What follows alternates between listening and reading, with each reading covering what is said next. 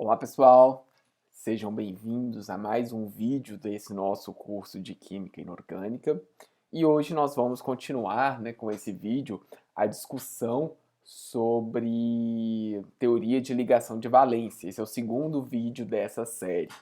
E no vídeo de hoje nós vamos discutir um assunto que gera uma certa confusão, os alunos acabam tendo até um pouco de medo disso, que é relacionado à hibridação de orbitais. Esse vai ser o assunto que nós vamos discutir hoje. Bom, para hoje eu vou repetir uma caneca, vou repetir a minha caneca do futebol, estou gravando os vídeos na sequência, né? Por um motivo simples, né? Minhas canecas estão acabando, minhas canecas inéditas. Esse é o 19º vídeo que eu estou gravando. Não sei se vai ser exatamente a ordem que eu estou publicando, mas esse é o 19º que eu estou gravando. E é a 19ª caneca diferente. Tenho até mais, na verdade. Tem mais algumas aqui que eu estou guardando para os momentos especiais, para os temas que eu gosto mais. Mas tem outras que estão na minha sala, lá no departamento de Química. E não tenho condições, eu não vou lá nesse momento, então não vou trazer para cá, até porque na minha casa já não cabe mais. Então vou começar a repetir algumas canecas, né? Então já foram 19 canecas inéditas, 18, né? Eu estou repetindo a primeira aqui. Mas vão aparecer mais algumas novas ainda. Tem umas bem bonitas que eu estou guardando para as aulas especiais, tá bom? Bom, chega de conversa, desliga o celular, fecha todas as abas, que a nossa aula começa agora. Bom, pessoal, então nós vimos na nossa última aula que eu posso descrever a ligação química numa molécula de Cl2, por exemplo, usando um diagrama de quadrículas como esse, né? Onde no átomo de cloro eu vou ter aqui um elétron desemparelhado, no outro átomo eu vou ter um outro elétron desemparelhado, e, de acordo com a teoria de ligação de valência, a ligação química ela se dá para emparelhar esses elétrons. Então, eu assumo que o meu eixo de ligação aqui é o eixo Z, de modo que esse elétron aqui e esse elétron aqui vão estar emparelhados em uma região onde esses orbitais estão se sobrepondo, que a gente chama de região de sobreposição. Então, essa é uma das premissas dessa teoria de ligação. A ligação é um fenômeno localizado, de modo que esse par de elétrons estará localizado entre esses dois núcleos. Bom, eu terminei a aula fazendo um exemplo um pouquinho mais complexo, que seria a molécula de H2S. Nessa molécula, né, se você pegar o átomo de enxofre, cuja configuração de valência seria 3s2, 3p4, você tem aqui um total de 2 elétrons desemparelhados, cada um desses elétrons ocupando orbitais p. Então você pode ter uma ligação com um átomo de hidrogênio aqui, emparelhando esse elétron, e uma outra ligação aqui, emparelhando esse elétron. Como esses elétrons no enxofre estão ocupando orbitais p, e esses orbitais são orbitais híbridos, perdão, esses orbitais são orbitais perpendiculares entre si, é esperado que você tenha um ângulo de 90 graus. E, de fato, experimentalmente, esse ângulo aqui é um ângulo de 92 graus, mostrando que o nosso modelo é um modelo bacana. Bom, foi basicamente isso que nós vimos, né? Esse é um resumo do que foi a nossa última aula. Bom, agora nós vamos continuar, então, discutindo alguns problemas dessa teoria, né? Que vai me fazer recorrer a um recurso que a gente chama de hibridação. Bom, então vamos lá. Esse modelo, você não vai conseguir explicar todos os casos. Por exemplo, vamos pegar uma molécula muito simples, que seria uma molécula formada pelo átomo de carbono com os átomos de hidrogênio.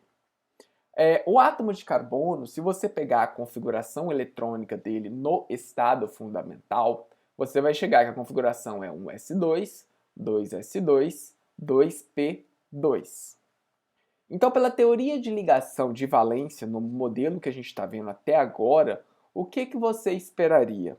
Você esperaria que o átomo de carbono faria duas ligações com o átomo de hidrogênio.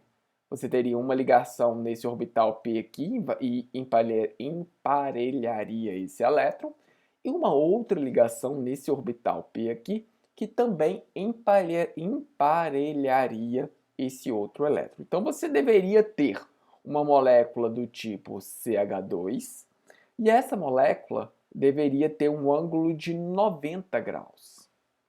No entanto, a gente sabe que carbono e hidrogênio eles se ligam para formar a molécula de CH4, né, o gás metano.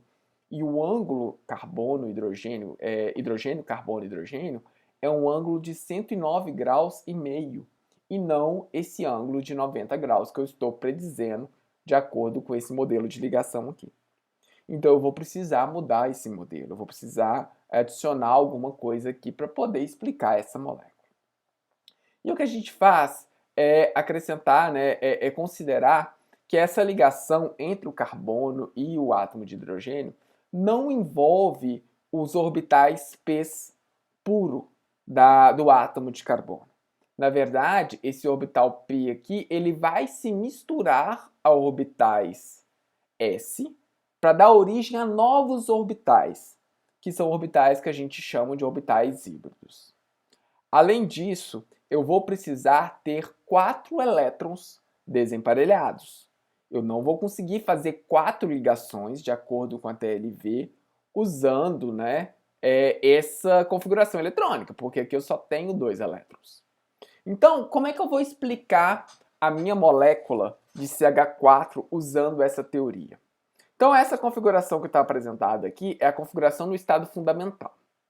A primeira coisa que eu considero é que vai haver uma promoção desse elétron que está aqui no orbital 2s para um orbital de maior energia, um orbital 2p.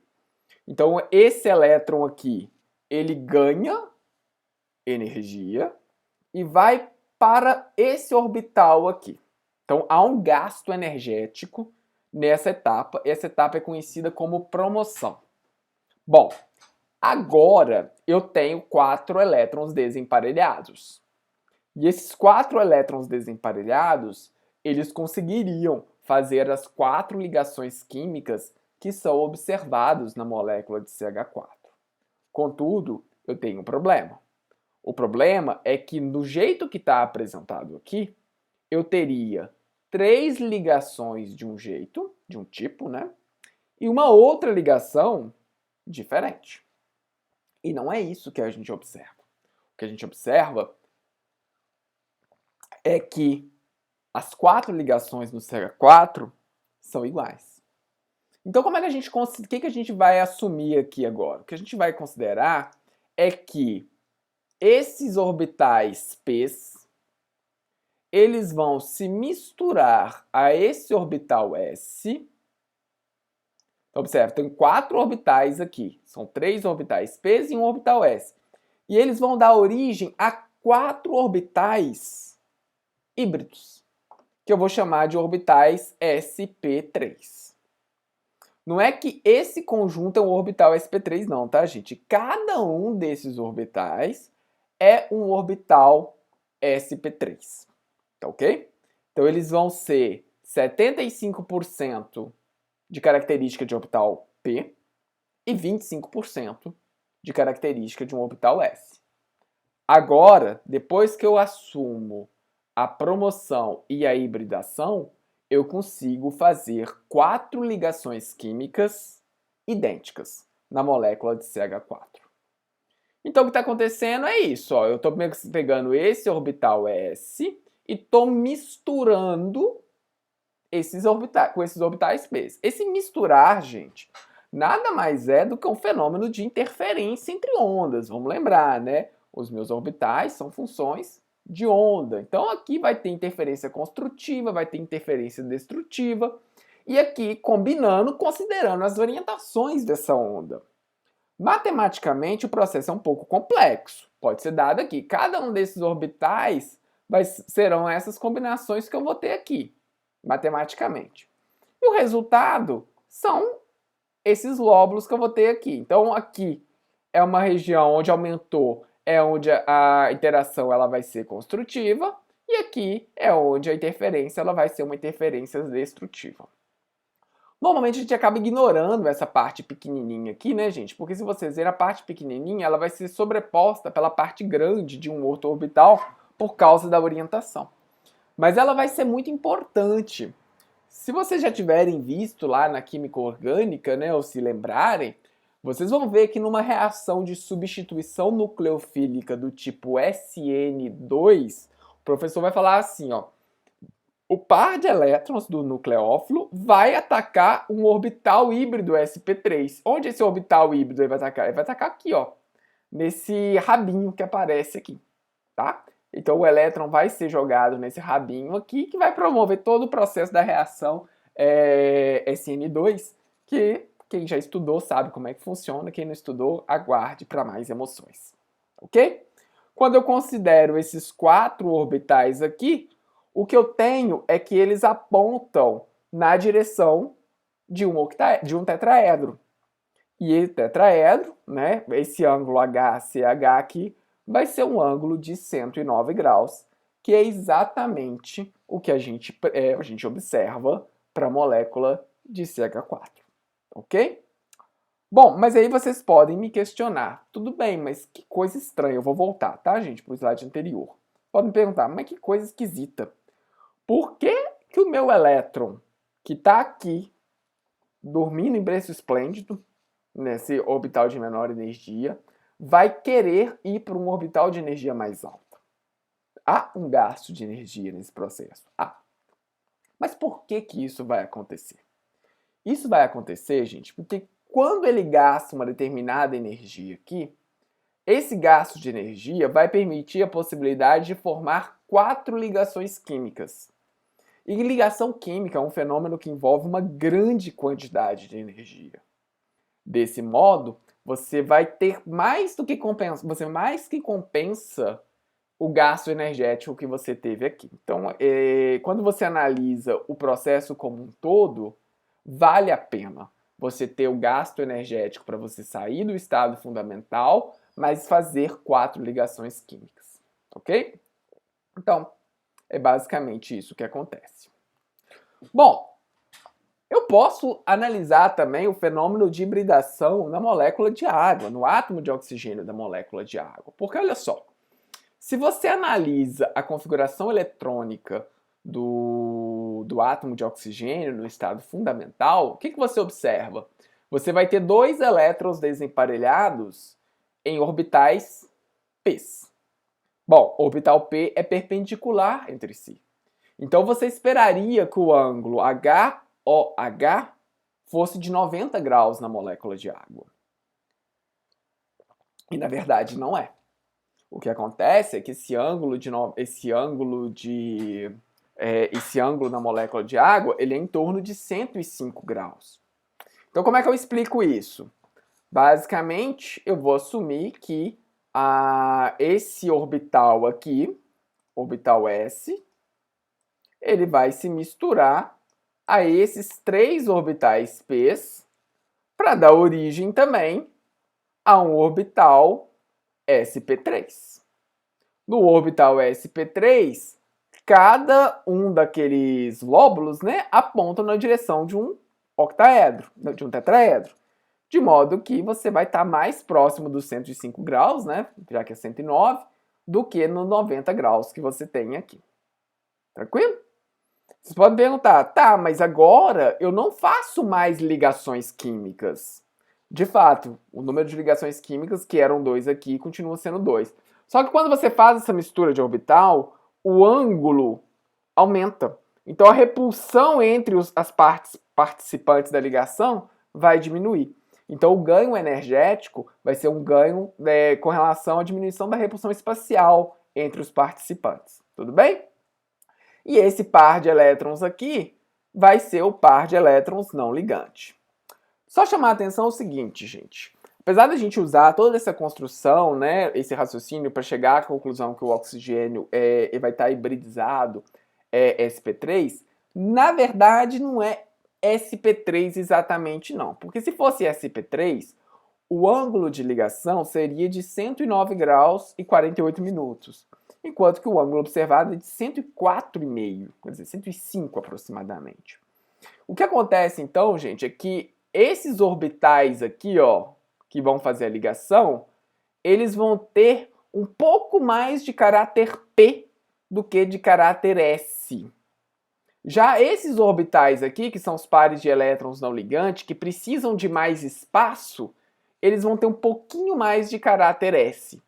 Se você aumenta o caráter P, o ângulo entre dois orbitais P é de 90 graus. Então, quando você está aqui, 109, você aumentou um pouquinho de caráter P, o orbital vai diminuir um pouco esse ângulo. Mas, para fins de raciocínio, você pode assumir que esse ângulo é um ângulo de... que essa hibridação é uma hibridação SP3. Existe, inclusive, tá, gente, uma fórmula que você, sabendo o ângulo, você vai saber exatamente quantos por cento de orbital S você tem, quantos por cento de orbital P.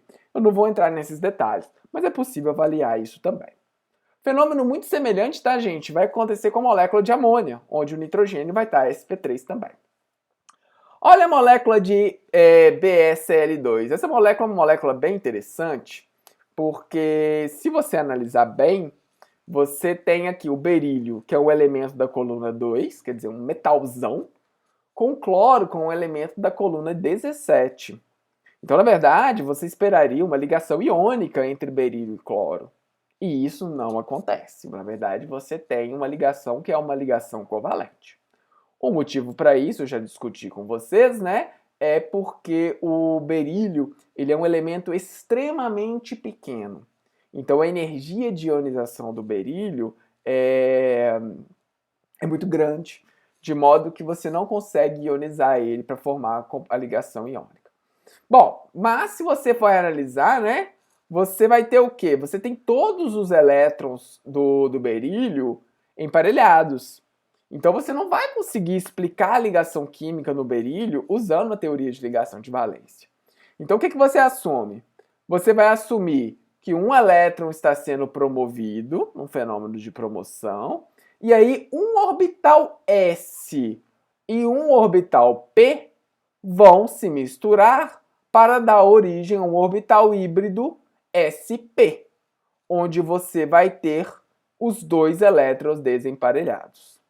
Observe que os orbitais p que não estão envolvidos nesse processo de hibridação continuam aqui no mesmo lugar. Eu não mexo com eles para nada. Esses orbitais p, na hora que a gente estiver discutindo a ligação dupla, vão ser muito importantes. Então tá aqui. Esse vai ser o orbital. Bom, como que se dá a hibridação, né, nesse caso? Essa mistura aqui, um orbital S com um orbital P, eu vou ter a interação que vai ser construtiva de um lado, depois vai ser construtiva do outro, tá aqui. Esses são os dois orbitais híbridos que eu vou ter, que vai permitir a ele fazer ligação com o cloro, por exemplo, né? Aqui o elétron do cloro estará em um orbital P, o elétron do berílio estará aqui em um orbital sp, então faz uma ligação aqui, faz uma outra ligação aqui, permite eu explicar a geometria linear dessa minha molécula. Vamos pegar a molécula de BF3. BF3 é um dos casos que a gente tem, né, de octeto reduzido. A molécula fica estável quando o berílio tem 6 elétrons na camada de valência. Se você pegar a configuração eletrônica do boro, o que acontece? Eu acho que eu falei berílio da última vez, né? É boro, tá, gente? Desculpa. Se você pegar a configuração eletrônica do boro, tá aqui, ele só tem um elétron desemparelhado. Então o que acontece? Um elétron aqui será promovido para esse orbital, vai ter gasto energético, mas esse gasto energético vai ser compensado pela capacidade de formar mais ligações químicas depois. E aí, esse orbital S juntamente com esses dois orbitais P vão dar origem a um orbital sp2. Tá aqui, ó. Agora esse orbital ele é 75% desculpa. Ele vai ser 66%, né, de orbital P e 33% de orbital S. e aí ele consegue fazer as 3 ligações químicas dele. Eu já comentei que elementos da coluna 13, né, eles atuam muito, né, facilmente como ácido de Lewis. O que significa ser um ácido de Lewis? Significa que você tem que receber um par de elétrons de uma base de Lewis. Onde ele vai receber esse par de elétrons? Aqui, né? Olha o orbital P que está vazio aqui. Então, se chegar uma espécie atuando como uma base de Lewis, ela vai doar elétron para esse orbital aqui que está vazio. Mas como é que é a hibridação sp3? Então tá aqui, ó, é um orbital s com a combinação desses dois orbitais p aqui, né? E aí você vai ter os orbitais apontando na direção de vértices de um triângulo equilátero. E aí essas moléculas, né, que tem essa hibridação sp2, elas vão ter geometria desse tipo aqui, geometria trigonal plana. Quando eu falo geometria, gente, na verdade eu tô errando, porque aqui, esses orbitais híbridos, eles não apenas têm que acomodar os pares de elétrons ligantes, mas também os pares de elétrons não ligantes do meu átomo central. Então, além da geometria trigonal plana, que é verdade para esse caso, né, uma geometria do tipo angular, mas aquele angular com ângulo próximo de 120, que também tem o angular da molécula de água com ângulo de 109. Então, aquele angular com ângulo próximo de 120, ele também teria uma hibridação do tipo sp2. Só que um par de elétrons estariam aqui num desses orbitais. Bom, e para explicar os átomos que expandem o octeto, né? Vamos pegar, por exemplo, essa molécula de SF6. Quer dizer, o enxofre aqui vai ter um total de 12 elétrons. O enxofre ele vai ter uma configuração eletrônica que é semelhante, né, à do oxigênio, com apenas 2 elétrons desemparelhados. Lembrando, claro, que o oxigênio seriam orbitais 2p, não orbitais 3p. Mas estaria aqui, né? Então, dessa forma, eu só consigo explicar duas ligações químicas na molécula de enxofre. Então, o que acontece nesse caso aqui? Nesse caso aqui, eu até consigo explicar a molécula de H2S. A gente já viu esse caso anterior, né? Um átomo de hidrogênio entra aqui e um átomo de hidrogênio entra aqui. Vocês podem até me perguntar, mas por que o enxofre, então, não hibridiza sp3 e o oxigênio hibridiza sp3? A diferença está aqui, ó. O enxofre, o oxigênio é um átomo pequenininho. Então, quando você colocar os hidrogênios, eles estão próximos um do outro. Já o enxofre é um átomo grandão. Então, quando você coloca os hidrogênios aqui, ó, eles estão afastados de forma significativa um do outro. Então, o enxofre, ele não precisa hibridizar sp3 para diminuir a repulsão hidrogênio-hidrogênio aqui, da molécula de H2S. Enquanto que na molécula de água, essa hibridação vai diminuir essa repulsão. É basicamente isso. Mas eu quero explicar a molécula de SF6. Como é que eu explico isso? Vamos lá. Deixa eu só apagar aqui. Para a gente continuar. Então, vamos lá. O que vai acontecer? Eu preciso gerar 6 elétrons desemparelhados. Então, o próximo orbital disponível em energia que eu vou ter aqui vão ser os orbitais 3D, que estão vazios. Então, o que vai acontecer? Eu vou promover esses elétrons para cá. 2 elétrons aqui serão promovidos para os orbitais 3D. E aí eu vou ter uma mistura desses orbitais para dar origem ao orbital híbrido sp3d2. Tá ok? Basicamente é isso. E com isso eu consigo explicar geometria octaédrica. Na verdade, eu arranjo octaédrico, né? Porque aí tem várias geometrias que são possíveis. Bom, vamos dar uma analisada, pessoal, né, nessa geometria aqui para a gente entender quais que são os orbitais envolvidos. Deixa eu só pegar uma caneta. Então, olha só. A geometria octaédrica, para a gente facilitar a nossa vida, eu posso assumir que aqui é um eixo X. Esse aqui é o meu eixo Y. E esse aqui é meu eixo Z. Certo? Então, quais são os orbitais que estão envolvidos aqui? O orbital S, ele é um orbital esférico. Então, ele pega aqui tudo. Os orbitais P, eles estão ao longo do meu eixo de coordenadas. Então, eles estão aqui, ó. PX está aqui, acompanha o laser. O PY está aqui e o PZ está aqui. Então, quais são os orbitais Ds que vão estar envolvidos? Um deles vai ser o orbital, deixa eu pegar aqui, vou pegar uma caneta preta. Um deles vai ser o orbital D12, que é aquele orbital que tem a rosquinha aqui, ok? Então, um orbital é um orbital de D12. Observe que quando eu combinar com os orbitais P e com o orbital D, vai estar exatamente nessa direção. E o outro orbital, deixa eu trocar a cor da caneta aqui só para não fazer muita bagunça, vai ser o orbital, deixa eu pegar aqui uma cor que vai ficar razoável, vai ser o orbital, vamos ver se, D de x2 menos y2. Observe, gente, que eu tenho que usar os orbitais Ds, que quando eu combiná-los, vai me produzir orbitais híbridos na direção que eu quero, as direções que vão explicar a minha ligação. Eu não posso usar aqui, por exemplo, o orbital D de YZ. Porque o orbital de D de YZ ele vai estar na bissetriz do Y e do Z. Então, quer dizer, não tem nada aqui nessa região de ligação. Então, não vou usá-lo, entendeu? Eu vou focar naqueles orbitais, naquelas orientações que realmente me interessam. Vamos para o próximo. Molécula de PF5. Mesma história. O fósforo, se você pegar, ele tem 3 elétrons desemparelhados e você consegue fazer 3 ligações com ele, como, por exemplo, a molécula de PH3. Mas e para 5 ligações? O que acontece?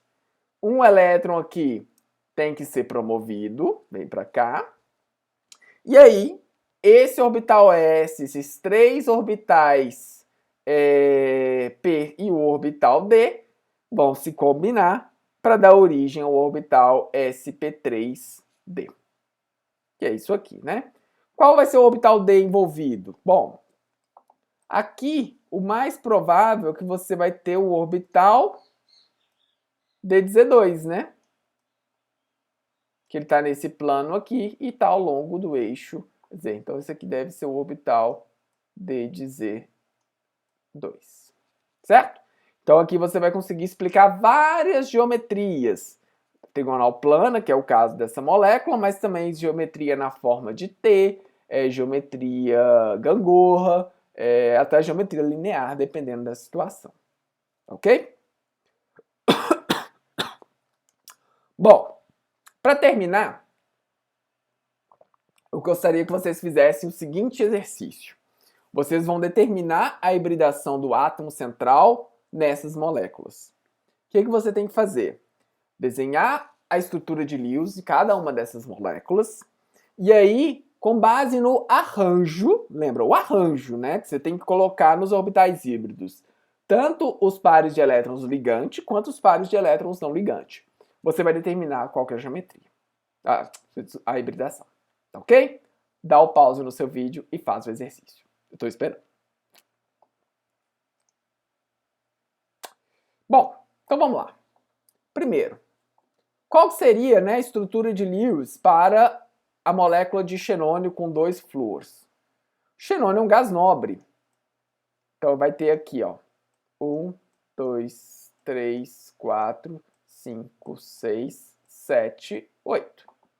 E aí eu vou ligar 2 átomos de flúor. Então vai ficar aqui um flúor aqui, um outro flúor aqui, certo? Lembra que a estrutura de Lewis não tem compromisso com geometria, então eu posso ficar tranquilo. Então o que eu tenho aqui? Eu vou ter 3 pares de elétrons não ligante e 2 pares de elétrons ligante. Então vai ficar assim, ó. xenônio. Eu vou precisar de um arranjo que é do tipo bipirâmide trigonal, onde as posições equatoriais estão ocupadas por pares de elétrons e o flúor vai estar nas posições axiais. Então, essa molécula vai ter uma geometria linear num arranjo bipirâmide trigonal. Então, para eu acomodar esses 5 pares de elétrons, esse xenônio ele tem que estar numa hibridação do tipo sp3d.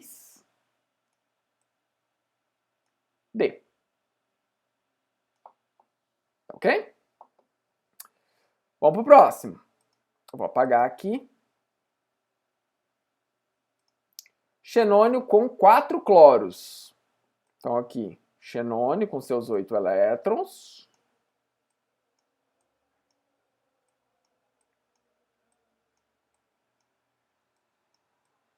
E agora eu vou fazer 4 ligações. É cloro, né? Cloro. Cloro. Eu não estou colocando os pares de elétrons no cloro, tá, gente? Mas lembra que na estrutura de Lewis é bom colocar. Tá aí. 4 pares de elétrons ligantes, 2 não ligantes. Então, eu vou partir para um arranjo do tipo octaédrico. Então, vou colocar aqui, né, os tracinhos só para orientar a gente. Sendo que eu posso colocar um par de elétrons não ligante em qualquer lugar, desde que o outro fique oposto, que é a maneira onde há a menor repulsão entre eles. E aí você vai ter, então, o cloro aqui, cloro aqui, cloro aqui e um cloro aqui. Essa geometria é uma geometria do tipo quadrática plana. Essa molécula vai ter esse átomo de enxofre vai ter uma hibridação do tipo sp3d2, porque o arranjo que eu tenho que usar é um arranjo octaédrico. Vamos para o caso do telúrio. Telúrio é um elemento... desculpa. Telúrio, ele é da coluna 16. Então, ele tem 6 elétrons, né? Igual ao oxigênio. Ele é da mesma família. E aí eu vou ligar agora 4 flúors.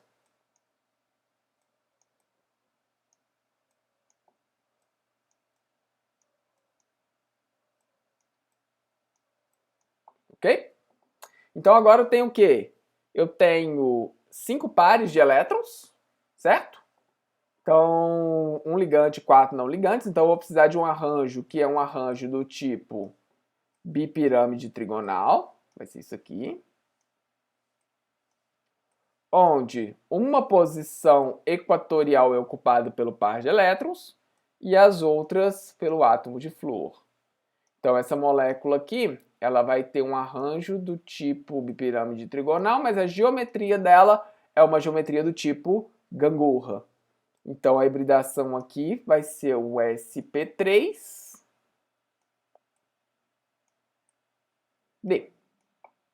Certo? Para terminar, o bromo tem 7 elétrons, né? Na molécula de BrF3, ele faz uma ligação aqui, faz outras ligações aqui. Então, o que eu tenho? 3 pares de elétrons ligante e 2 pares de elétrons não ligante. O arranjo, novamente, é um arranjo do tipo bipirâmide trigonal, onde 2 posições equatoriais são ocupadas por pares de elétrons não ligante e outras pelos átomos de flúor. Nesse caso, essa molécula, né, tem a geometria na forma de T, e aqui a hibridação vai ser sp3d. É basicamente isso. Tranquilo? E aí? Gostaram da aula? Deu para entender, então, o que eu levo em consideração quando a gente tem a hibridação de orbitais? Na próxima aula, eu vou voltar discutindo com vocês o efeito da ligação dupla, que também é importante nesse tipo de sistemas, ok? Agradeço a atenção de todos, manda um joinha para a tela aí, só para dar um like, e um abraço a todos, a gente se encontra em breve. Tchau!